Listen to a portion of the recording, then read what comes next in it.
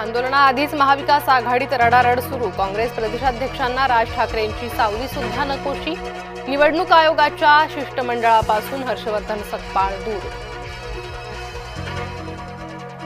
यादी आत्ताच तपासून घ्या, नंतर रडू नका। महसूल मंत्री बावनकुळेंचा महाविकास आघाडीला टोला।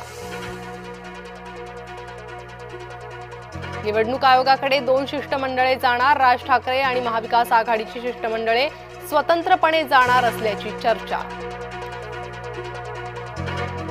राम शिंदेंनी घायवळ प्रकरणातील आरोप फेटाळले। शिंदेंकडून रोहित पवार यांच्यावर टीका।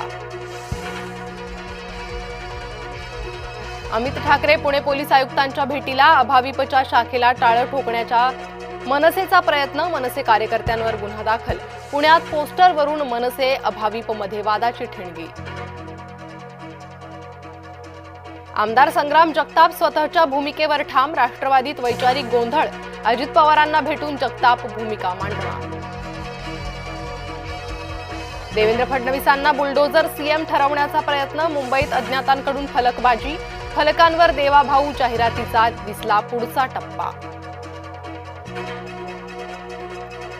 कार्यकर्त्यांची सोय लावण्यासाठी महायुतीची नवी शक्कल।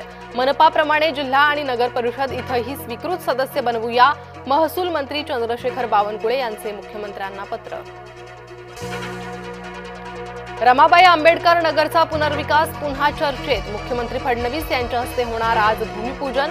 मुंबईतल्या चर्चित दलित वस्तीतील पुनर्विकासाची हालचाल। खड्ड्यामुळे मृत्यू, वारसाला 6 लाखाची भरपाई। मुंबई उच्च न्यायालयाचे आदेश। ओंकार हत्ती मडुरा गावातच ठाण मांडून हत्तीच्या भीतीनं भात कापणीची कामं ठप्प। वनविभागानं बघ्याची भूमिका घेतल्याचा आरोप। दिवाळी आधी सुटकेचा निश्वास। एसटी कर्मचाऱ्यांचं आंदोलन स्थगित। एसटी कर्मचाऱ्यांना मिळणार 6,000 बोनस। आता फंडाचे सगळे पैसे काढता येणार। ईपीएफओचा नवा निर्णय।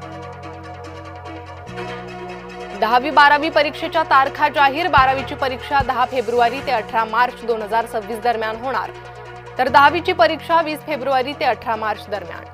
निलेश घायवळच्या विरोधात आणखी एक गुन्हा। बनावट पासपोर्ट प्रकरणात घायवळ आणखी अडचणीत।